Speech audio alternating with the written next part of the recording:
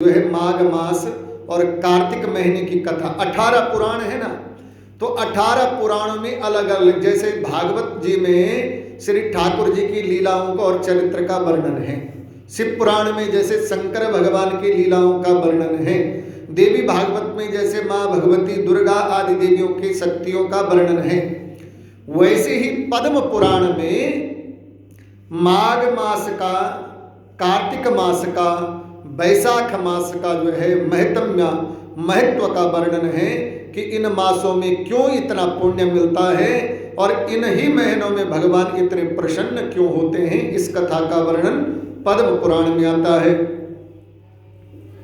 और इस कथा को सुना कौन रहे हैं?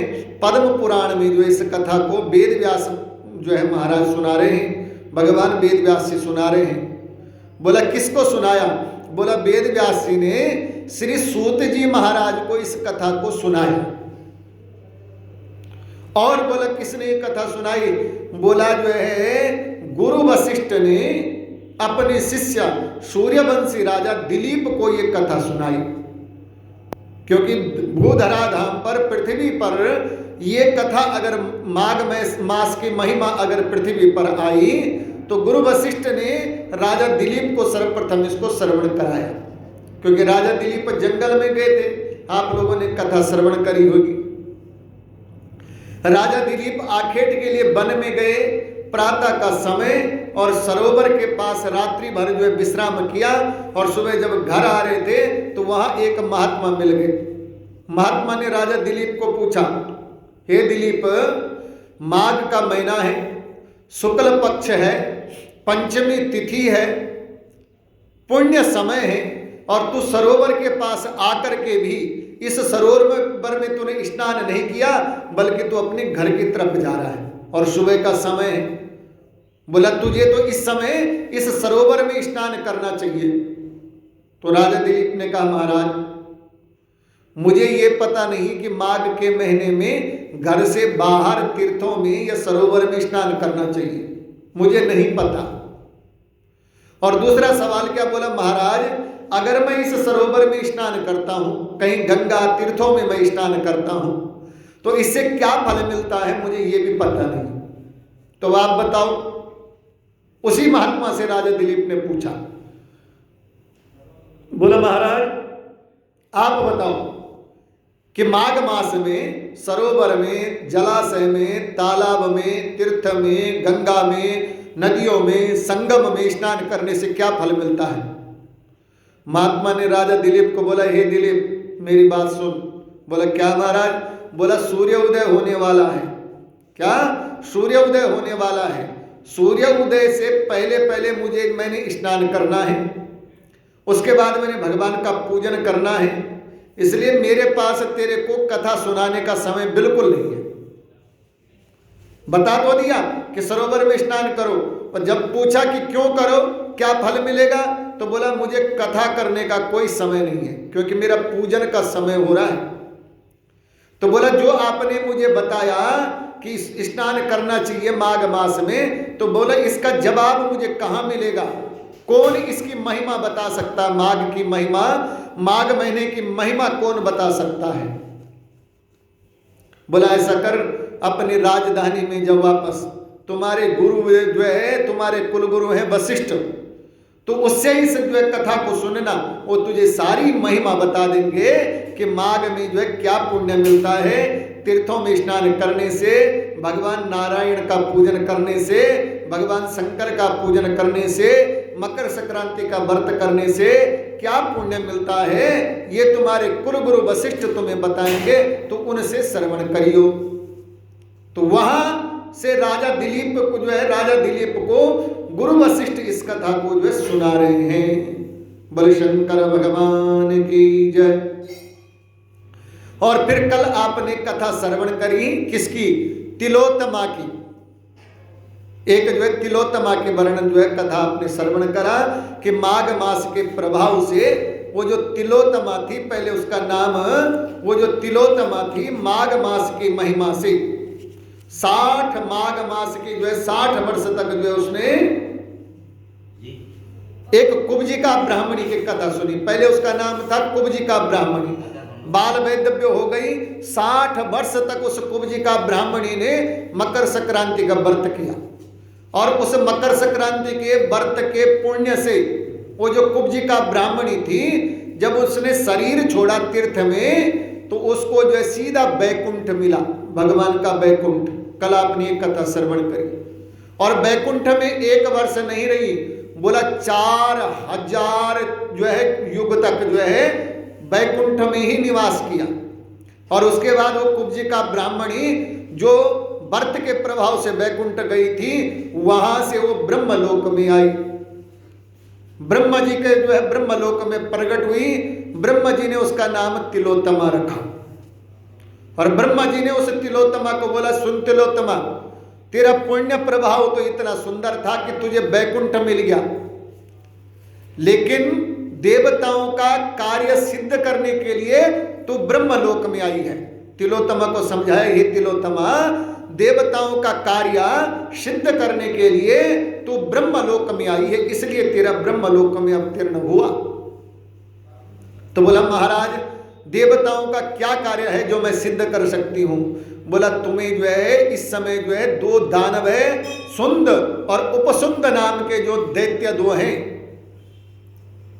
उनका जो है संहार तुम्हारे द्वारा होगा, उनका नाश तुम्हारे द्वारा होगा तिलोत्तमा। तो बोला ब्रह्मा जी से तिलोत्तमा ने क्या बोला, महाराज मुझे आप आज्ञा दीजिए, आप जो है मुझे आज्ञा करें। तो भगवान ने कहा, तुम इस समय जो पुष्कर क्षेत्र में जाओ।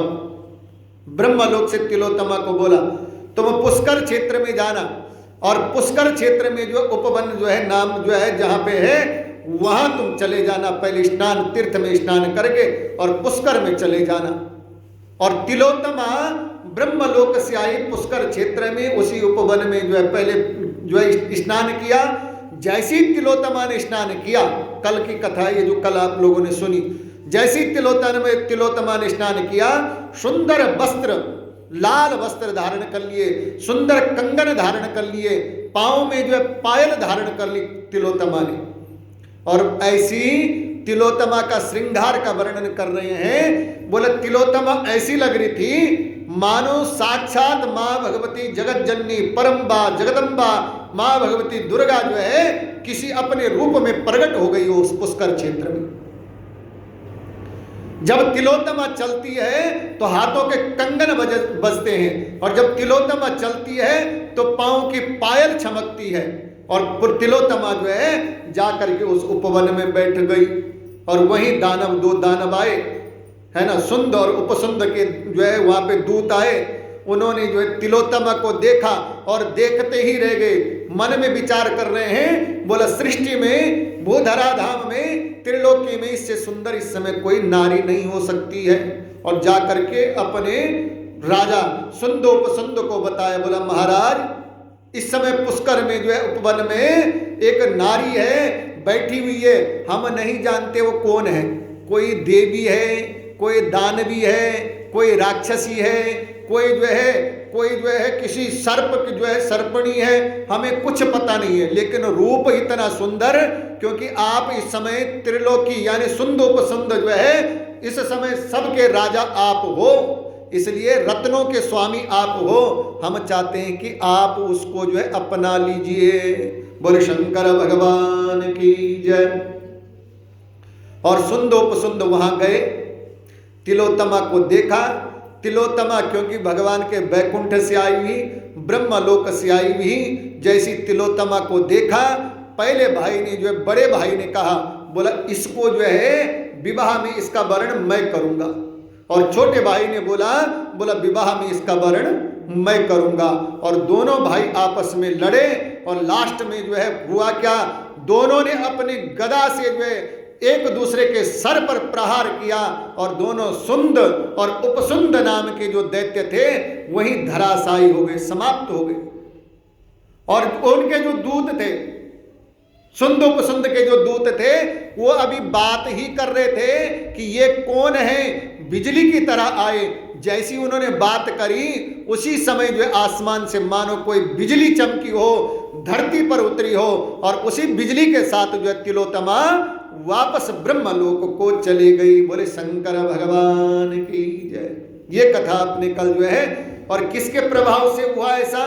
बोला उस तिलोत्तमा ने, वो जो पहले जन्म में कुब्जिका नाम की जो ब्राह्मणी थी, उसने जो है 60 वर्ष तक मकर संक्रांति के व्रत किए, 60 वर्ष तक जो है माघ मास में गंगा जमुना आदि तीर्थों में उसने स्नान किया, और उसी के प्रभाव से उसको जो है वैकुंठ भी मिला, ब्रह्मलोक भी मिला, देवताओं का कार्य सिद्ध भी किया। और लास्ट में ब्रह्मा जी ने बोला तिलोत्तमा तू अजर है, जब तक सूर्य रहेगा तब तक तू सूर्य के रथ पर निवास करेगी। और तिलोत्तमा आज तक भी सूर्य के रथ पर निवास करती है। बोले शंकर भगवान की जय।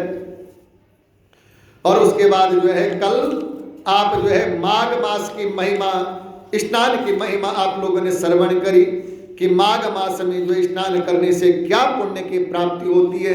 अच्छा बोला उसके बाद तीर्थों का वर्णन बताया।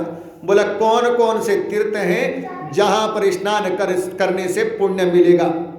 बोला बहुत सारे तीर्थ है ना, आंख बंद करो खोलो तो चारों तरफ तीर्थ ही तीर्थ हैं। तुम एक बार विचार तो करो। बोला कहाँ? बोला गंगा है, यमुना है, सरस्वती है, कावेरी है, नर्मदा है। अच्छा छोटी छोटी नदियां भी बहुत है, छोटी छोटी नदियां भी बहुत है, उन नदियों को भी तीर्थ रूप में मानो। बोला अगर कोई नदियों के नजदीक ना हो, बोला कोई कहीं वन में रहता हो, बोला वन में सरोवर होते हैं, ताल होते हैं, उनको भी देव ताल कहा गया है, वहां स्नान करोगे तो वहां भी पुण्य मिलेगा। और बोला सबसे पुण्य कहाँ मिलेगा? बोला जहाँ संगम होगा, जैसे गंगा यमुना का संगम है प्रयागराज आदि में, जहां संगम होगा। और उससे ज्यादा पुण्य कहाँ मिलेगा? बोला जहां जो है त्रिवेणी, 3 नदियां जो है इकट्ठी होंगी। और उसके बाद ये कल जो है महिमा बताई कहाँ कहाँ स्नान का पुण्य मिलेगा। और साथ में ये भी बताया कल कथा में, शायद आप लोगों ने श्रवण नहीं किया होगा, कि बोला अगर कोई घर के बाहर ना जा पाए तो धर्म जो है कैसे स्नान करे। बोला शरीर मध्य खलु धर्म साधनम, धर्म की साधना वैसी करनी चाहिए जैसे शरीर बोलता है। अब शरीर बोलता ही नहीं कि व्रत करो, और जिद कर दी कि व्रत करेंगे, सुबह जो है जिद में व्रत रख लिया और दिन में चक्कर खा करके गिर गए तो क्या करोगे उस व्रत का? फिर डॉक्टर के पास जाना पड़ेगा, डॉक्टर जो है डबल इंजेक्शन ठोक देगा। तो ऐसा व्रत का भी क्या फायदा? जो आपका शरीर स्वस्थ हो करके और मन मस्त हो करके जो है व्रत को जो है धर्म कर सकते हो, ऐसा आप पुण्य करो, ऐसा आप धर्म करो। और बोला अगर कोई सामर्थ्यवान हो और तीर्थ में ना जा पाए, घर में ही वो गंगा का तीर्थ जो है पुण्य प्राप्त करना चाहे तो क्या करे? सामर्थ्यवान है, शरीर स्वस्थ है, लेकिन ऐसा जबरदस्ती मत करना। बोला शरीर किसी का स्वस्थ हो, है ना, और वो जो है तीर्थ में नहीं जा सकता है, और उसको जो है घर में ही गंगा आदि नदियों का जो है पुण्य मिल जाए, जैसे गंगा में स्नान करने से, जमुना जी में स्नान करने से मिले, ऐसा जो है पुण्य उसे घर में ही मिले, ऐसा क्या करें? तो वेद व्यास भगवान बोलते सुनो, मिट्टी के घड़े में रात में जो है जल भर दो, रात्रि भर घर के बाहर उसको ढक्कन मार के रख लो, शीतल शीतल ठंडी ठंडी हवा चलेगी, सुबह तक वो जो है जल ऐसा हो जाएगा मानो हिमालय के झरनों से अभी गिरा हो, ऐसा ठंडा हो जाएगा। सुबह घड़ा उठाओ, सिर में ओढ़ दो, ओम नमो भगवते वासुदेवाय। बोला गंगा आदि नदियों का फल जो है घर पे ही मिल जाएगा, लेकिन वो उसके लिए है जिसका शरीर सामर्थ्यवान हो, कर सकता हो। नहीं तो घड़ा जल का सिर में डाला, फटक से नीचे गिरे, घर वाले पकड़ो इसको ले जाओ डॉक्टर के पास, ऐसा मत करना। बोला जो सामर्थ्यवान हो वो ऐसा करे तो उसको गंगा आदि नदियों का फल घर पे ही मिल जाएगा। बोले शंकर भगवान की जय। अब जो है कल की कथा जो है किसके साथ किसके चल रही थी? कल की कथा चल रही थी जो है देवदूतों के बीच में, और साथ साथ जो है देवदूतों के जो है बीच में, और साथ में ब्रह्म जो है ब्राह्मणों के बीच में, 2 ब्राह्मण पुत्रों के बीच में। तो यहाँ कथा जो है वेद व्यास भगवान भी जो है सूत जी को इसी कथा को सुना रहे हैं। बोला माघ मास में क्या क्या, माघ के जल में स्नान करने से, माघ में जो है तीर्थों में स्नान करने से और क्या फल मिलता है? तीर्थों में, कहीं भी तीर्थ में, नदी में, कहीं भी। बोला माघ मास में जो है तीर्थों में या सुबह सुबह प्रातः काल जो है स्नान करने से क्या फल की प्राप्ति होती है, ये हम सुनना चाहते हैं। तो तब जो है वेद व्यास भगवान कथा सुनाते। बोला प्राचीन काल की एक इतिहास सुनाता हूं। मैंने कल जो है थोड़ा सा संक्षिप्त इस कथा को सुनाया था। बोला प्राचीन काल का इतिहास है। शृणु राजन विचित्रा त्वाम इतिहासम पुरातनम यस्य स्मरण मात्रेण वाजपेय फलम लभे। बोला हे राजन कौन, अच्छा ये कथा और भी चल रही है। कहा दात्रेय भगवान जो है कार्तवीर्य राजा सहस्त्रार्जुन को इस कथा को श्रवण करा रहे हैं। दात्रेय भगवान बोलते राजन सुनो, अब मैं तुम्हें एक पुरातन प्राचीन एक कथा सुनाता हूं। इतिहास मतलब एक कथा सुनाता हूं। और बोला इस कथा सुनने से ही, मात्र से ही, अलग और कुछ नहीं। बोला ये कथा सुनने मात्र से ही वाजपेय यज्ञ का फल की प्राप्ति होगी। बोले शंकर भगवान की जय। जो इस कथा को ही श्रवण करेगा। बोला प्राचीन काल में एक कांचन मालिन नाम की जो है एक अप्सरा थी। प्राचीन काल की कथा सुना रहे हैं। बोला प्राचीन काल में एक कांचन मालिनी नाम की एक अप्सरा थी। अप्सरारूप संपन्ना नामना कांचन मालिनी प्रयागे माघ मासे सा स्नात्वा याति हरालयम। प्राचीन काल का इतिहास है। प्रयाग की बात है। प्रयाग इलाहाबाद है। प्रयाग की बात है। बोला एक कांचन मालिनी नाम की जो है एक जो है अप्सरा थी। माघ महीने में उसने 3 दिन स्नान का जो है, केवल 3 दिन का स्नान, एक दिन का नहीं। उसने तो न जाने कितने वर्ष जो है प्रयाग आदि तीर्थों में, गंगा आदि तीर्थों में मकर संक्रांति के व्रत उसने जो है माघ मास में किए। लेकिन एक बार उस कांचन मालिनी की दृष्टि, नजर एक दानव, एक राक्षस पर पड़ी और उसको दया आ गई उसके ऊपर। कांचन मालिनी को कैसी दया आई? उसने सोचा देखो इसको जो है राक्षस शरीर मिला है, इसका उद्धार होना चाहिए। और उसने जो है अपने 3 दिन का पुण्य हाथ में जल लिया और जल लेकर के बोला कि मैंने जो माघ मास का जो मैंने पुण्य किया, माघ मास में मैंने जो तीर्थ किए, माघ मास में मैंने जो तीर्थों का स्नान किया, उन 3 दिन के जो है तीर्थ का जो है तीर्थोदक का फल मैं इस दानव को, इस राक्षस को देती हूं। और उसके शरीर के ऊपर छींटा मारा। जो दानव शरीर का था वो सुंदर जो है देव शरीर में प्रकट हो गया। इतना पुण्य है माघ मास में स्नान करने से, तीर्थ स्नान करने से, या माघ मकर संक्रांति का व्रत करने से। जैसी ऐसा हुआ तो तुरंत कार्तवीर्य ने कहा, बोला महाराज आप ये बात एक चीज बताओ। मैं बोला निकुंजे गिरिराजस्य तिष्ठता गिरिरोपिणा दृष्ट्वा गगनमारूढ़ा तेन वृद्धेन राक्षसा। पहले कार्तवीर्य पूछ रहे, बोला हे महाराज, दात्रेय भगवान से बोला हे महाराज आप मुझे ये बताइए, इस जो है दात्रेय भगवान से पूछ रही, हे महाराज आप जो है मुझे ये बताइए वह राक्षस की मुक्ति जो है कैसे हो गई। हे महर्षि अत्रि के वंश प्रकाशित करने वाले योगेंद्र, मुझ पर इस बात को आप मेरे जो है सभ्य मानते हो तो बतलाइए। मुझे बड़ा ही कौतूहल दात्रेय भगवान से कह रहे हैं। कार्तवीर्य हे महाराज अब तो मन में जो है एक विचित्र सी जो है उमंग तरंग उठ गई है। एक जो है मन में और ज्यादा जो है अब जो है पिपासा, प्यास जो होने लगी इस कथा की। बोला क्या?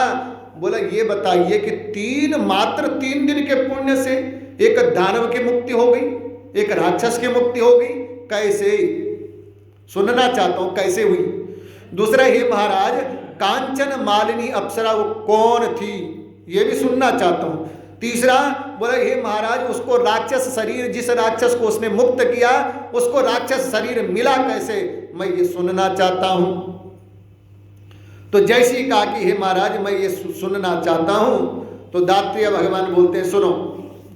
बोला विचित्र प्राचीन इतिहास को सुने, उसको सुनने मात्र से वाजपेय यज्ञ की फल की प्राप्ति होगी। दात्रेय भगवान बोले हे कार्तवीर्य तुम्हें जो मैं इतिहास सुना रहा हूं ना, ये इतिहास सुनाने पर मात्र से तुम इतिहास इस कथा को सुनने मात्र से वाजपेयी यज्ञ का फल की प्राप्ति करोगे। जो इस कथा को सुनता है और सुनाता है, ये नहीं आप ही, मैं भी, है ना, जो इस कथा को सुनता है और जो इस कथा को जो है सुनाता है, बोला दोनों को वाजपेयी यज्ञ का फल उसी समय प्राप्त होता है। बोले शंकर भगवान की।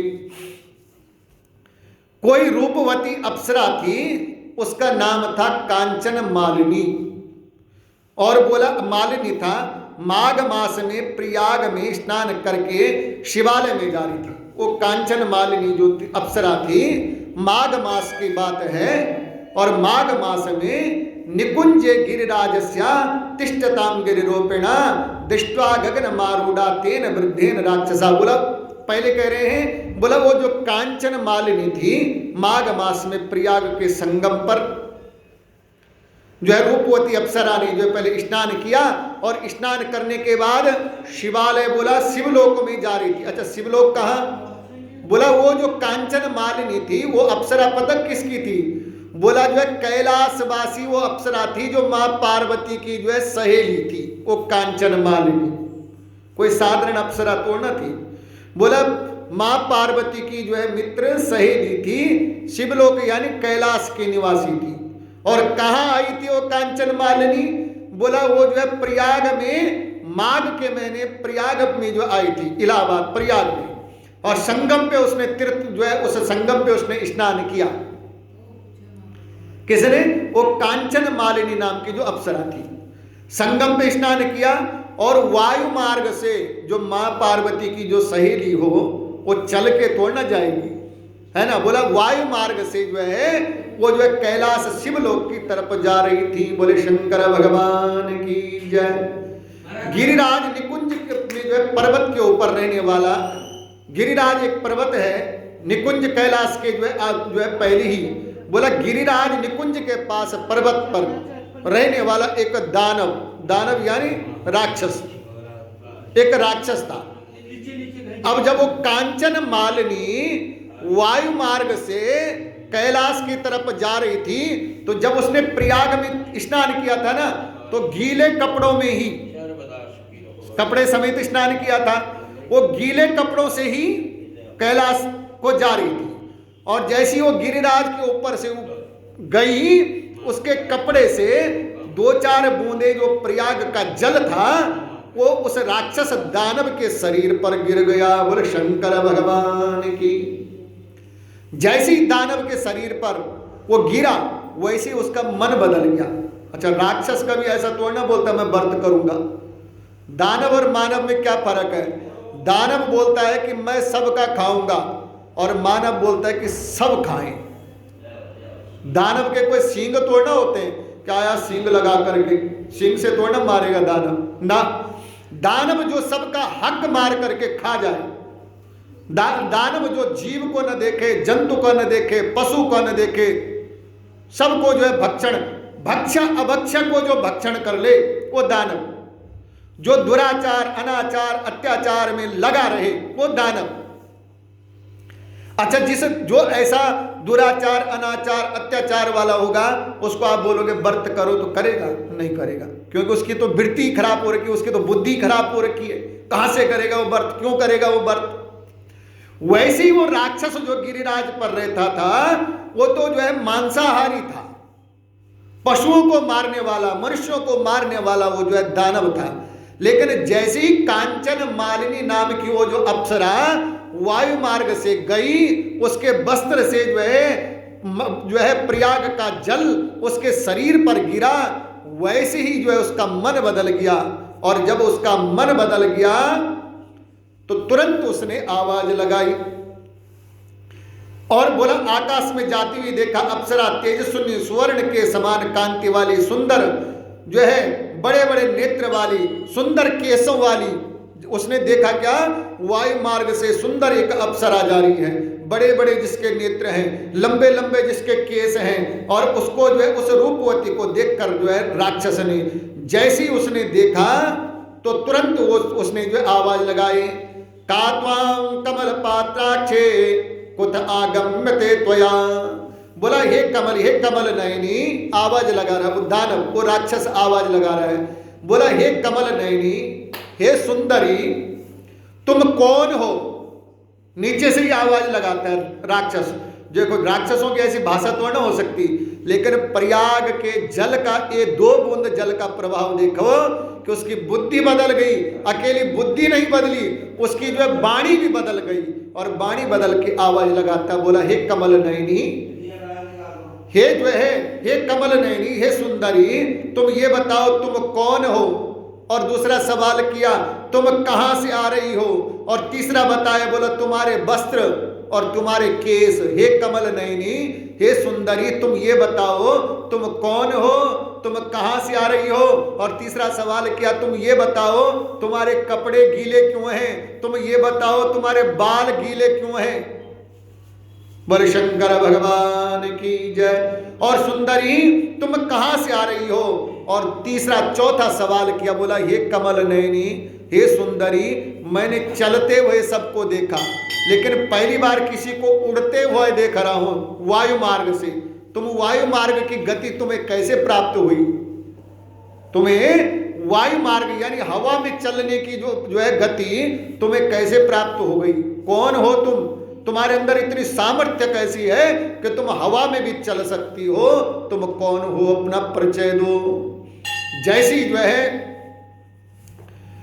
केन पुण्येन वा भद्रे तव तेजोमयं वपु अतीवारूप संपन्ना सा भूतम समनोहरम। हे भद्रे, किस पुण्य के प्रभाव से? और साथ में कह रहा है वो दानव, कह रहा, बोला हे भद्रे, हे कमल नयनी, कौन सा पुण्य है तेरा? हे कमल नयनी, हे सुंदरी, ये बताओ तुमने कौन सा ऐसा जो है पुण्य किया कि तुम्हारे को इतना दिव्य और इतना जो है तेजस्वी तेजोमय शरीर प्राप्त हुआ? कौन से पुण्य किया? अत्यंत रूप से युक्त मनोहर तुम्हारा ये जो रूप है, कौन से पुण्य के प्रभाव से प्राप्त हुआ? और साथ में कह रहा है हे सुंदरी, वो जो दानव, वो जो राक्षस कह रहा है, बोला हे सुंदरी, वस्त्र के बिंदु से जो है तुम्हारे वस्त्र में जो है जल था, वो जल का बिंदु जब मेरे सिर में गिरने से मेरा जो क्रूर मन था, वो राक्षस कह रहा है हे सुंदरी, मेरा जो क्रूर मन था, मेरा जो राक्षसी वृत्ति थी, मेरी जो दानवी वृत्ति थी, मेरी जो है जो लोगों के सताने वाली वृत्ति थी, मैं जो पशु हत्या करने वाली जो वृत्ति थी, जैसे ही वो जल मेरे सिर के ऊपर गिरा, हे सुंदरी, उसी समय मेरा मन बिल्कुल परिवर्तन हो गया है। मेरा मन बदल चुका है। क्षण भर में मेरे मन को जो है शांति प्राप्त हो गई। अब मुझे ऐसा लगता है कि मैं बिल्कुल शांत हूं, जबकि राक्षस दानव कभी शांत नहीं हो सकता। लेकिन वो बोल रहा है कि मुझे ऐसा लग रहा है जैसे ही मेरे शरीर में जल की बूंदें गिरी, मेरा मन जो है मेरा जो है तुरंत जो है शांत हो गया है। ये जल का प्रभाव तुम मुझे बताओ। और साथ में कह रहा राक्षस, हे सुंदरी, ये कौन सा जल है? ये कितना दिव्य जल है कि एक बूंद जैसी मेरे सिर पे गिरी, मेरा मन बदल गया, मेरी वाणी बदल गई, मेरी वृत्ति बदल गई। इस जल का प्रभाव मुझे बताओ कि ये जल का प्रभाव है क्या? कहाँ का जल है ये जो एक बूंद से जो है मेरी जो है मन ही बदल दिया, मन को शांत ही कर दिया? सारा विस्तार से तुम मुझे श्रवण कराओ, सुनाओ। बोल शंकर भगवान की जय। जैसी पूछा तो तुरंत जो है वो जो कांचन मालिनी नाम की जो अप्सरा थी, उसने कहा, हे मनोनुकूल धारण करने वाले दानव, दानव क्या, जो अपनी इच्छा के अनुसार रूप बदल दे। रूप बदलना, छल करना, कपट करना, यही दानवों का काम है। दानवों का काम क्या होता है? किसी को छल देना, किसी के साथ कपट कर देना, दुष्टता दिखा देना। तो पर वो जो कांचन मालिनी अप्सरा थी, उसने संबोधन तो किया, लेकिन सुंदर संबोधन के साथ बोला ये मनोनुकूल रूप धारण, यानी मन के अनुसार रूप धारण करने वाले दानव, हे राक्षस जो है, हे राक्षस, आप सुने, मेरा नाम जो है कांचन मालिनी है। और मैं प्रयाग से, मैं कहीं और से नहीं आ रही हूँ, मैं प्रयाग से आ रही हूँ और गंगा यमुना के संगम पे मैंने स्नान किया। मैं प्रयाग गई हुई थी और माँ भगवती गंगा और यमुना जी का जहाँ संगम होता है वहाँ पर स्नान करने के कारण मेरे वस्त्र जो है भीगे हुए हैं। तुमने पूछा ना, एक एक सवाल का जवाब दिया। तुमने पूछा कि तुम्हारे वस्त्र जो है गीले क्यों हैं, भीगे हुए क्यों हैं, तो मैं गंगा जमुना जी के संगम पे प्रयाग में मैंने जो स्नान किया, इसलिए मेरे वस्त्र भीगे हुए हैं। और हे राक्षस, मुझे पर्वत श्रेष्ठ कैलाश पर जाना है। तुमने पूछा कहाँ से आई हो, तो प्रयाग से आई हूँ। तुमने पूछा कहाँ जाना है, तो मैं पर्वत श्रेष्ठ कैलाश पर जा रही हूँ। बोला वहां क्यों जा रही हो, बोला देवताओं और अप्सराओं से पूजित भगवान शंकर वहां पर रहते हैं, इसलिए कैलाश जा रही हूं। और साथ में कहा हे राक्षस, त्रिवेणी के जल के प्रभाव से, और तुमने पूछा कि ये जल का प्रभाव कैसा है, तो त्रिवेणी का जो जल है ना, वो जल की बूंदें तुम्हारे सिर पर गिरी, इसीलिए जो है त्रिवेणी जल के प्रभाव से आपके मन की क्रूरता दूर हो गई। मेरा उसमें कोई जो है रोल नहीं है, रोल है त्रिवेणी के जल का। वहां पर वो जल जैसी तुम्हारे शरीर के ऊपर गिरा, तुम्हारा मन बदल गया है। और मैं जिस पुण्य के प्रभाव से, कह रही है कि तुमने पूछा कि तुमने कौन से पुण्य किए, तो सुनो, मैंने जो पुण्य किया, जिस पुण्य के प्रभाव से सुमेधा नाम गंधर्व के दिव्य रूप वाली पुत्री हुई। पहले जन्म की अपनी कथा सुनाती है, सुनो। कौन? कांचन मालिनी पहले जन्म की कथा सुना रही है। बोला हे राक्षस, पहले जन्म में सुमेधा नाम का जो गंधर्व था, मैं उसकी जो है कन्या थी। बोला सुमेधा नाम के गंधर्व की दिव्य रूप वाली मैं पुत्री हुई, मैं उनकी कन्या थी। और साथ में कहा मैं पूर्ण रूप से बतलाती हूं, मैं कलिंग देश के राजा, और पहले तो मैं थी सुमेधा नाम की जो है गंधर्व की कन्या, लेकिन उसके बाद बोला मैं कलिंग देश की राज्य की दूसरे जन्म में जो है उस पुण्य प्रभाव कुछ ऐसा रहा, कुछ ऐसे कर्म रहे कि मैं कलिंग देश के राजा की वैश्य थी और मैं रूप सौंदर्य से संपन्न, सौभाग्य के मद से गर्वित थी। रूप संपन्न, रूप मेरा सुंदर था, सौभाग्य जो उस समय जो है, और साथ में अपनी सुंदरता के ऊपर इतना गर्व था, मुझे बहुत अहंकार था अपनी सुंदरता के ऊपर। ये अपना जो है परिचय दे रही है कांचन मालिनी, पूर्व जन्म का परिचय दे रही है। श्री कृष्ण गोविंद हरे मुरारी, हे नाथ नारायण वासुदेवा। श्री कृष्ण गोविंद हे नाथ नारायण वासुदेवा। श्री कृष्ण गोविंद हे नाथ नारायण वासुदेवा। क्या परिचय दी? बोला कलिंग देश की राजा की मैं वैश्य थी, रूप से गर्वित थी, अपने जो है रूप रंग पे मुझे बहुत अहंकार था। और इतना ही नहीं, मैंने अपने रूप रंग से सारे नगर को मोहित कर लिया था। बोला वैश्य थी मैंने अपने रूप रंग से सारे नगर को मोहित कर लिया था। और इतना मोहित, बोला कितना मोहित? बोला जिससे मर्जी जितना सोना मांग लो वो सोना दे देते थे, जिससे मर्जी जितना धन मांग लो उतना धन दे देते थे। अपने रूप के जो है कारण, अपने जो है रूप रंग के कारण से मैंने सारे नगर को मोहित कर लिया। और बोला इसी के कारण से हे निशाचर, मुझे इस बात का पता नहीं था कि मेरे घर में इतना धन कमा दिया मैंने अपने रूप रंग से, कि मुझे इतना पता नहीं था उस समय कि मेरे घर में कितना धन है, कितना अन्न है और कितना सोना है। परवाह नहीं थी, क्योंकि जब जिससे मर्जी मांग लेती थी, किसी से सोना, किसी से अन्न, किसी से चांदी, किसी से धन, और जिसको मैं बोलती थी कि इतना स्वर्ण दे दे, बोला दुगना स्वर्ण वो मुझे दिया करते थे। बोले शंकर भगवान की। और इस प्रकार से जो है मैंने अपनी माया से उन सबों को जो सर्वस्व, और मेरी जो वो जो रूप मोहनी जो माया थी, कांचन मालिनी बोल दी है। बोला उस जन्म में मेरी जो रूप मोहनी जो माया थी, उस रूप मोहनी से मेरे पास जितने भी लोग थे मैंने उन सबको जो है ठग दिया। परस्पर स्पर्धा होने के कारण उनमें से कुछ तो कामी मर गए। इस प्रकार से बोला मैंने वो जन्म उस समय जो है वैश्य का जन्म बिताया।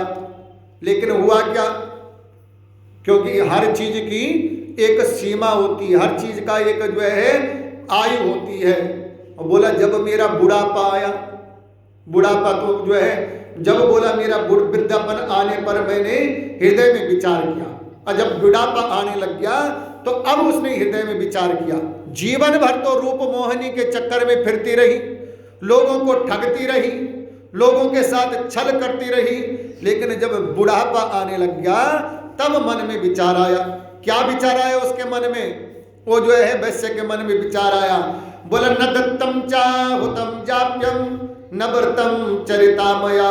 मन में विचार कर रही है मैंने जीवन भर जो है लोगों को ठगा, लोगों के साथ अपनी रूप मोहिनी से जो है लोगों को मोहित किया, लेकिन मैंने कभी अपने जीवन में दान नहीं किया। बुढ़ापा जब आ गया, अब जब मैंने अपने एक दिन बैठे बैठे मन में विचार कर रही है न व्रतम, न मैंने कभी जो है व्रत किया, न मैंने कोई जो है दान दिया। कह रही है इस प्रकार से वृद्ध पर आने पर दान होम जप व्रत मैंने कुछ नहीं किए। अपने मन ही मन विचार कर रही है मैंने न दान किए, न व्रत किया, न तीर्थ किया। और 4 प्रकार के पुरुषार्थ हैं, धर्म, अर्थ, काम और मोक्ष। और 4 पुरुषार्थ को सिद्ध करने के लिए व्रत, जप, नियम, तप, कर्तु, सम, दम, दया, दान सारी चीज होनी चाहिए। लेकिन वो वैश्य बोल रही है कि मैंने कुछ नहीं किया। मन में विचार कर रही है हर सर्व पाप हरो विष्णुर न स्मृतो भोग लुब्धया। मन ही मन में जो है विचार कर रही है मुक्ति को देने वाला जो है भगवान श्री का, भगवान की पूजा नहीं की, और न ही दुर्गति को विनाश करने वाली माँ भगवती दुर्गा का पूजन किया। मन ही मन अब बुढ़ापा आने लग गया, अकल तब आ गई। बोला इसीलिए जाप जो है संत कहते हैं, महात्मा कहते हैं, बोला जब तक उम्र है ना तब तक खूब आसन लगा करके जप कर लेना चाहिए। जब तक जो है शरीर स्वस्थ है, मन जब तक मस्त है और हाथ में जब तक धन है तब तक सारे पुण्य के कर्म कर लेने चाहिए। और जब जो है सोचोगे कि मैं जब व्रत करूं, जब जो है शरीर में कुछ पचेगा नहीं तो व्रत करने का कोई लाभ नहीं होगा। जब धन हाथ से निकल जाएगा तब दान नहीं होगा। तो इसीलिए जब तक स्वस्थता है, मन की मस्तता है, तब तक जो है भगवान का पूजन, भगवान का जप, भगवान का व्रत, भगवान के तीर्थ आदि कर लेने चाहिए। तो यहाँ पर वो वैश्य मन में विचार कर रही है अगर कोई पापो हम पाप कर्मा हम पापा आत्मा पाप संभवा। कभी एक लोटा जल उठा करके शंकर भगवान के जो है कभी चढ़ाए नहीं कि पाप कट जाए। कभी भगवान विष्णु के चरणों में जो है नतमस्तक नहीं हुई कि मेरे जो है पुण्य बढ़ जाए। कभी दुर्गा की मैंने पूजा करी नहीं क्या कि दुर्गति मेरी कट जाए। कुछ नहीं किया मैंने, अपने मन में वो विचार कर रही है। न मैंने पूजा किया, विष्णु की भगवान की आराधना नहीं की, और साथ में कह रही है न मैंने कभी जो है देव और ब्राह्मणों का पूजन किया। प्रथम पंक्ति कहां से आती है? बोला नमो ब्रह्मण्य देवाय गो ब्राह्मण हिताय च जगद्दिताय कृष्णाय गोविंदाय नमो नमः। ब्राह्मण को क्या कहा गया है? बोला नमो ब्रह्मण्य देवाय, और दूसरे भाव में इसको समझो, बोला ब्राह्मण को देवता क्यों कहा? नमो ब्रह्मण्य देवाय, ब्रह्मण्य देवाय। तो किसी ने बोला ब्राह्मण को देवता क्यों कहा? भाई उसकी भी तो नाक, हाथ, कान एक जैसे हैं, उसके कौन से जो है 2-2 नाक लगे, 2-2 मुख लगे, देवता क्यों कह दिया? बोला इसलिए। उसका उत्तर दिया, बोला देवाधीनम जगत सर्वे मंत्राधीनम च देवता। बोला क्या है?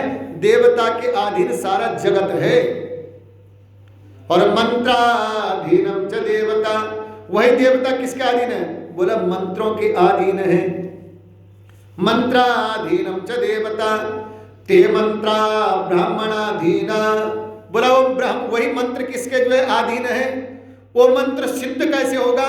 बोला ब्राह्मण के मुख से। ते मंत्रा ब्राह्मणाधीना तस्मात् ब्राह्मण देवता, इसीलिए ब्राह्मण को भी देवता कहा गया है।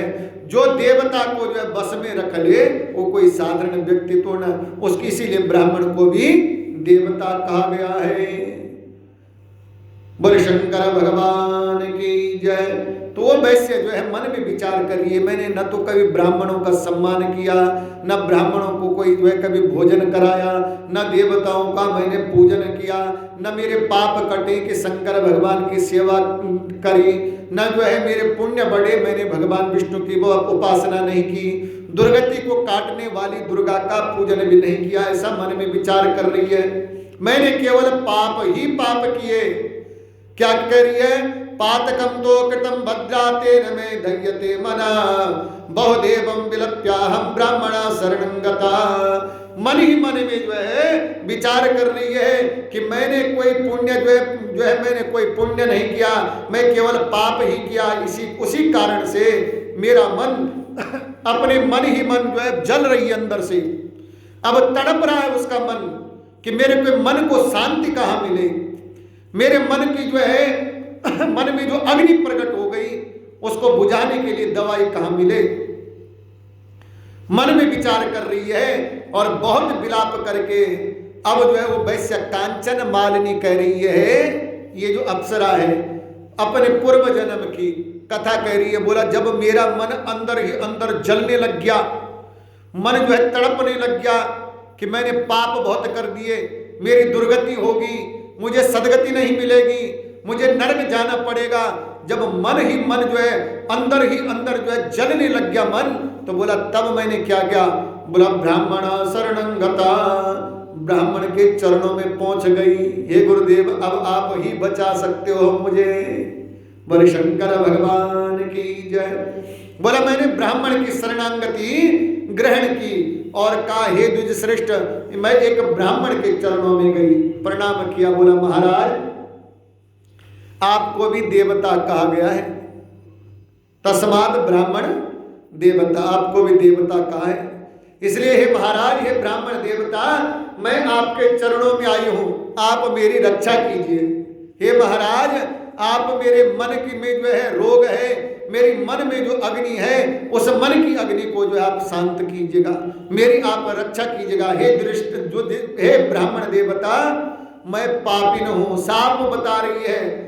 बोला हे ब्राह्मण देवता मैं पापिन हूं, पापांक निबध्नात्वाम।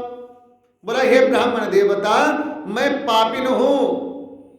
और साथ में कह रही हे द्विजश्रेष्ठ, अब आपको मैंने साफ साफ बता दिया कि मैं पापिन हूं, तो अब मेरा सवाल भी सुनो, मेरे पाप से मेरा उद्धार कैसे होगा? ये ब्राह्मण देवता मैंने जो पाप कर दिए हैं मेरे वो पाप कैसे कटेंगे? हाथ जोड़ करके बैठ गई। अपने कर्मों के कारण दुखी, मुझ पर आप करुणा करो। हे ब्राह्मण देवता आप दयालु हो, आप कृपालु हो, आप अपनी करुणा से जो है मेरे ऊपर जो है मेरे पाप की निवृत्ति के लिए कोई जो है मेरा उद्धार करो। और इस प्रकार से जो उद्धार करें, आप मुझे पर जो है करुणा करें। सज्जन पुरुषों के पास, अच्छा ब्राह्मण देवता, ब्राह्मण भी मन ही मन सोच रहे हैं, ये वैसे भी ब्राह्मण सोचे, वैसे भी सज्जन पुरुषों के पास तो सज्जन ही जाएगा। कोई संत बैठा हुआ है कहीं कुटिया में, तो उसके पास कौन जाएगा? संत के पास। जिसका मन पहले तो जो संत भेष में होगा वही जाएगा कुटिया में कि वहां जो है गुरु भाई कोई होगा, मैं उससे मिल के आऊं। सज्जन के पास कौन जाएगा? सज्जन ही जाएगा। संत के पास कौन जाएगा? जो स्वयं संत हो या जिसका मन संतों के प्रति जिसके मन में प्रेम हो वही जा सकता है। तो ब्राह्मण जो है मन में विचार कर रहा है कि सज्जन के पास जो है, बोला सज्जन होते हैं, असज्जन पुरुष के पास असज्जन। मन ही मन विचार कर रहे हैं कि संत जो है, जो सज्जन होंगे उनके पास सज्जन और जो दुर्जन होंगे उनके पास दुर्जन। तो मन में विचार कर रहे, पहली बार ऐसा हुआ कि एक ब्राह्मण के पास एक पापिन स्वयं आकर के, पापिन मतलब एक जो है ये जो है स्वयं आकर के जो है बता रही है वैश्या कि मैं पापिन हूं, मैंने पाप किए हैं और इतने पाप किए हैं कि मेरा उद्धार नहीं हो सकता, इसलिए हे ब्राह्मण देवता मेरा आप उद्धार करो। हे ब्राह्मण देवता मेरे जो है पाप की निवृत्ति का कोई जो है रास्ता बताओ। ब्राह्मण मन ही मन विचार कर रहा है कि पहली बार ऐसा कोई हिम्मत वाला निकला जिसने अपनी गलती को स्वीकार किया कि मैंने पाप किया है। तो मन में विचार किया कि अगर इसने स्वीकार कर लिया कि इसने पाप किया है, अगर इसने स्वीकार कर लिया कि इसके द्वारा जो है पाप हुआ है और वो भी मेरे सामने, तो ब्राह्मण देवता मन में विचार कर रहे हैं अब मेरा कर्तव्य बनता है कि मैं इसकी पाप की निवृत्ति के लिए कोई रास्ता बताऊं। अब मेरा कर्तव्य बनता है कि जो इससे पाप हो गया उससे जो है उस पाप से इसकी निवृत्ति हो जाए, उस पाप से जो है इसके पाप मिट जाए। अब मेरा कर्तव्य बनता है मैं ऐसा इसको मार्ग बतलाऊं। बोले शंकर भगवान की जय। श्री कृष्ण गोविंद हरे मुरारी, हे नाथ नारायण वासुदेवा। श्री कृष्ण गोविंद हे नाथ नारायण वासुदेवा, हे नाथ नारायण वासुदेवा, हे नाथ नारायण वासुदेवा। जैसी ब्राह्मण देवता ने उस जो है वैश्य से कहा, हे वैश्या सुनो, हे सुंदरी, वैश्य भी नहीं कहा, बोला हे सुंदरी। ब्राह्मण देवता कह रहे हे सुंदरी मैं तुम्हारे संपूर्ण निषिद्ध कर्मों को जानता हूं, तुमने जो जो पाप किया मैं सब जानता हूं कि तुम्हारे द्वारा क्या क्या पाप हुए हैं, तुमने कौन कौन से पाप किए हैं। तुम मेरे कहने के अनुसार शीघ्र ही तुम प्रजापति क्षेत्र में चले जाओ। अगर तुम चाहती हो कि तुम्हारे पाप कट जाएं, अगर तुम चाहती हो तुम पाप से जो है निवृत्त हो जाओ, तुम प्रजापति क्षेत्र में जाओ, जहां जाकर वहां जाकर स्नान करो। ऐसा करने से तुम्हारे पाप नाश हो जाएंगे। अगर तुम वहां जाकर के स्नान करोगी तो तुम्हारे पाप नाश हो जाएंगे। तुम्हारी सारी बातों को मैंने विचार किया, तुम्हारे पापों को नष्ट करने के लिए किसी दूसरे साधन को मैं नहीं जानता। सुनो ये जो है हे सुंदरी, जब तुम कह रही हो तुम्हारी मैंने कथा ध्यान से सुन लिया। अब मेरे मन में तो एक ही जो है बात आ रही है कि सुनो तुम्हारे पाप और किसी से नहीं कट सकते। बोला फिर क्या करूं? बोला अकेले स्नान करने मत जाना, अकेला स्नान करने मत जाना। प्रजापति क्षेत्र में प्रयाग में अकेला स्नान करने मत जाना। बोला फिर कब जाना? बोला जब सारे संत महात्मा ऋषि मुनि सिद्धगण जब स्नान करने के लिए जा रहे हो उनके पीछे पीछे तू भी हो जाना। क्या करना? जब कोई महात्मा जा रहा हो, आजकल जो है पहले जाते थे ना 4 वर्ण के 4 शंकराचार्य, उनके साथ तीर्थ जो है पर्व स्नान होता था।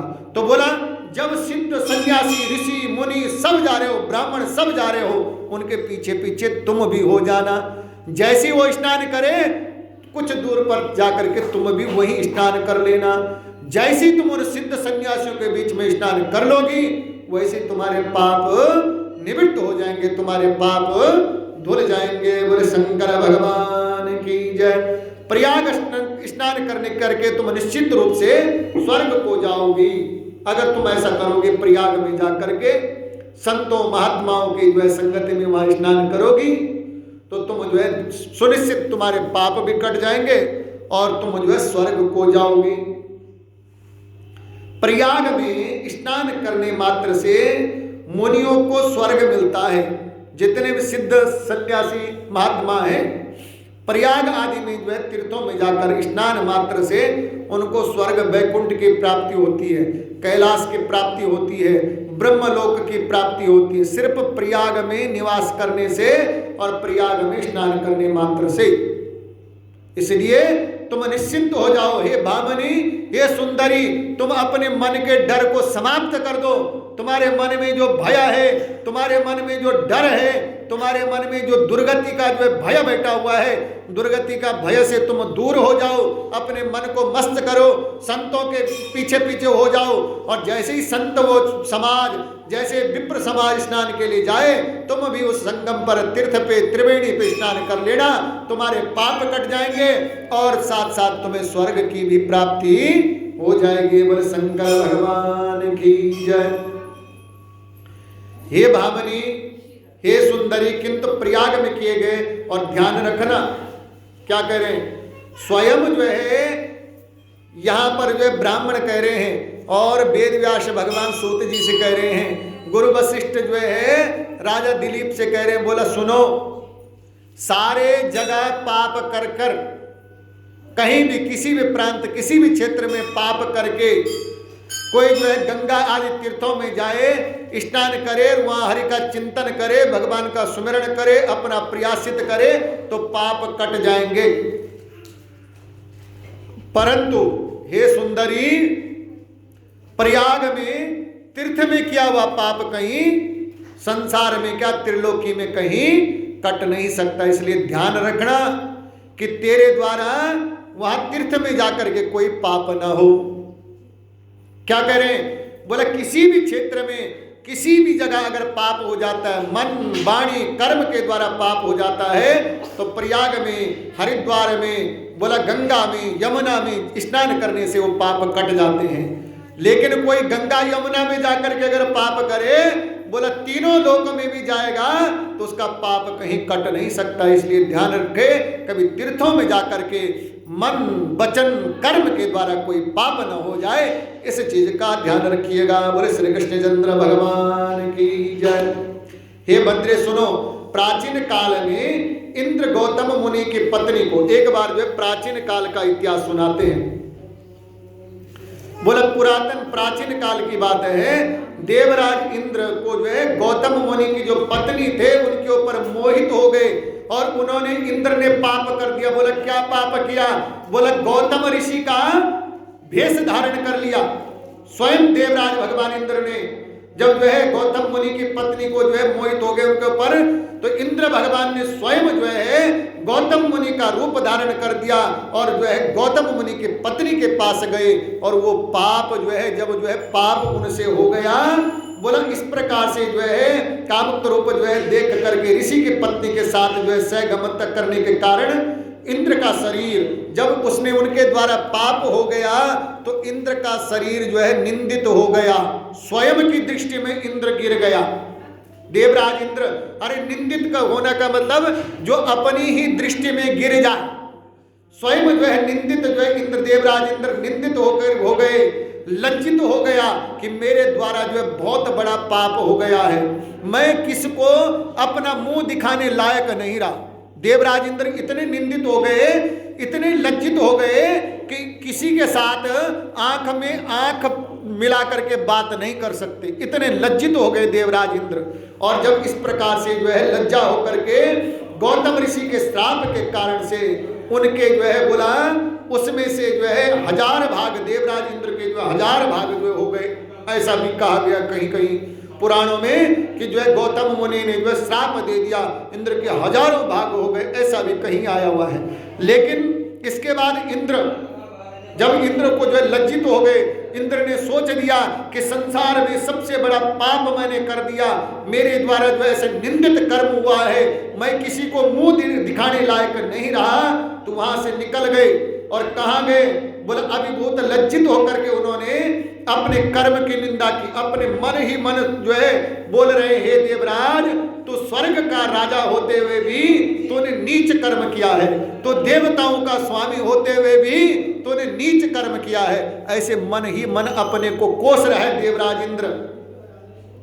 सुमेरु पर्वत के शिखर पर चले गए, सीधा अपने जो है अमरावती स्वर्ग में नहीं गए देवराज इंद्र, वहां से गए और सुमेरु पर्वत के शिखर पर चले गए, सुमेरु पर्वत पर चले गए और इस प्रकार से जो है बोला सुमेरु पर्वत पर चले गए। वहां जाकर के स्वर्णिमा कमल कली में जो है, स्वर्णिमा एक कमल है, कमल का एक फूल होता है स्वर्णिमा कमल, जिसकी बहुत बड़ा फूल होता है।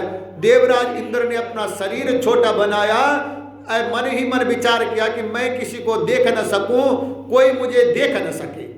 इतने जो है लज्जित हो गए, मन ही मन इतने निंदित हो गए, मन में विचार किया कि मैं किसी को देख न सकूं, दूसरा कोई मुझे देख न ले और ये न बोल दे कि यही है वो जो है नीच इंद्र, ऐसा कोई बोल न ले। तो उस कमल की जो नाल होती है, कमल के फूल की जो नाल होती है, देवराज इंद्र उसके अंदर घुस गए और वहीं जाकर के चुपचाप बैठ गए शर्म के कारण से। बोले शंकर भगवान की जय।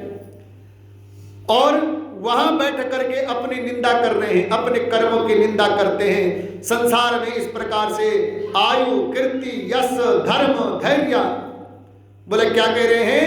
बोला आयु, कीर्ति, यश, धर्म, धैर्य, जो है अपयश, दुराचारी कामदेव को जो है बोला मेरी आयु। जब ऐसा कोई करता है निंदित कर्म, उसी समय उसकी आयु क्षीण, कर्म जो है बोला निंदित कर्म के कारण से यश घट जाता है, आयु घट जाती है, साथ साथ क्या कहा? बोला कीर्ति घट जाती है। और कामदेव को और स्वयं को जो है धिक्कार कर रहे हैं जो है देवराज इंद्र।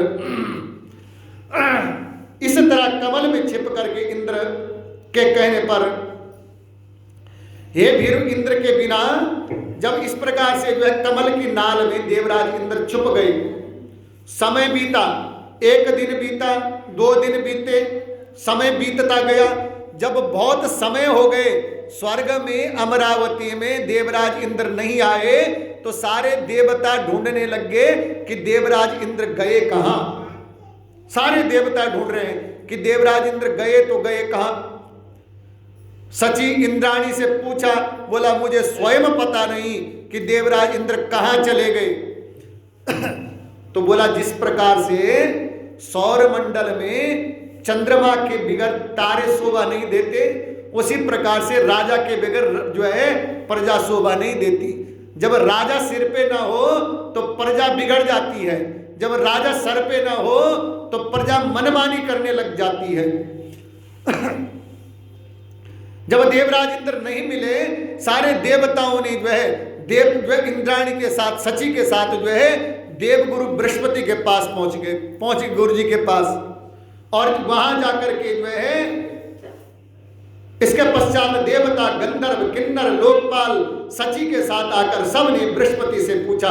देवगुरु बृहस्पति के पास पहुंचे और इंद्र जो है कहने लगे, बोला हे देवगुरु, हे बृहस्पति, हे गुरुदेव महाराज, जो देवताओं के राजा है देवराज इंद्र, वो न जाने कहां चले गए, न किसी को बताया, न किसी को भेद है कि गए तो गए कहां। बोला हे गुरुदेव, न जाने कहां गए हैं, हम लोग जो है कहां खोजे, उनके बिना स्वर्ग देवताओं के रहने पर भी जो है शोभा नहीं पाता। बोला जब राजा नहीं है तो प्रजा भी शोभा नहीं पाती, देवराज इंद्र नहीं है तो स्वर्ग भी शोभा नहीं दे रहा। इसलिए हे महाराज आप बताएं कि हम जो है कहां ढूंढे देवराज इंद्र को। जब इस प्रकार से कहा, बोला कहां ढूंढे, तो देवगुरु बृहस्पति बोला सुनो, जाने हम स्वापराधेन लज्जया यत्र तिष्ठते सबसा लुब्ध कार्यस्या भुंगे सा मागवा फलम। बोला कहीं ढूंढने की जरूरत नहीं है। क्या है?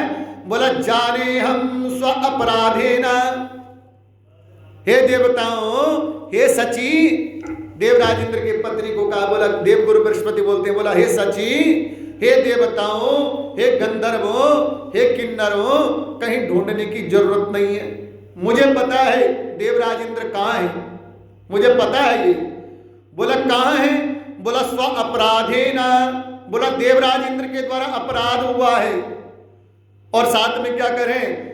बोला लज्जया यत्र तिष्ठति, और जो देवराज इंद्र ने अपराध किया है उस अपराध की लज्जा से वो कहाँ रह रहे हैं, किस जगह पर हैं, ये सब मुझे भेद पता है, इसलिए कहीं ढूंढने की जरूरत नहीं है। और सबसा लब्ध कार्यस्या, क्या कह रहे हैं? अपने अपराध और लज्जावश जो है कहाँ पड़े हैं, इंद्र सहसा किए हुए अपने कार्य का फल भोग रहे हैं। इंद्र ने जो अपना जो है कर्म किया, जो दुष्कर्म किया, इंद्र ने जो पाप किया, उस पाप का फल भोग रहे हैं। और मुझे पता है वो कहाँ उसका फल भोग रहे हैं, जहां कोई उनको देख न सके ऐसी जगह वो निवास कर रहे हैं। बोले शंकर भगवान की जय।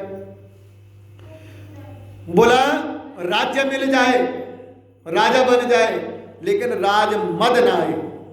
धन मिल जाए, धनवान बन जाए, लेकिन धन का मद ना आए। बोला धन मिल जाए, धनवान बन जाए, लेकिन धन का मद ना आए। अगर धनवान होकर के धन का मद आ गया तो समझ लो धन व्यर्थ चला गया, और एक दिन धन भी क्षीण होगा और शरीर भी क्षीण हो जाएगा। राजा बन के राज का मद आ गया तो एक दिन राजा भी समाप्त हो जाएगा और सारी जो है राजधानी भी हाथ से छिन जाएगी। इसलिए सब चीज का मद नहीं होना चाहिए, राज्य मद से जो मत बने। और विचार किए बिना किए गए निंदित कार्य का फल। और बोला बिना विचार किए हुए जब भी कोई कार्य करें, कोई भी कर्म करें, तो उन कर्म का जो है विचार, बिना विचारे कोई कार्य नहीं करना चाहिए। अगर बिना विचारे कार्य किया जाए तो बोला उसका परिणाम एक ना एक दिन बहुत भयंकर होता है, जो तन मन और शरीर तीनों को जो क्षति पहुंचा देगा। इसलिए किसी भी कार्य करने से पहले कार्य पर विचार करना चाहिए कि ये कार्य अच्छा है या बुरा है, इसके परिणाम अच्छे हैं या बुरे हैं। अगर बिना विचारे को कर्म कर दो तो एक ना एक दिन बोला तन मन धन शरीर सबको ये डुबो देगा। बोले शंकर भगवान की जय। और अब जो है हम लोग देवगुरु बृहस्पति बोल रहे सुनो, अब हम लोग वहां चलते हैं जहां देवराज इंद्र है। यहां रहने की जरूरत नहीं है, तुम ढूंढने आए हो ना, तो चलो वहीं चलते हैं जहां देवराज इंद्र है। यह कह करके सबके सब बृहस्पति के आगे करके निकल पड़े और विस्तृत सरोवर में जो स्वर्ण पंकज के वन में देख करके कमल नाल के पास पहुंच करके पहले जो है देख कर उन लोगों ने इंद्र से प्रार्थना की, जिससे वे जो है जागे।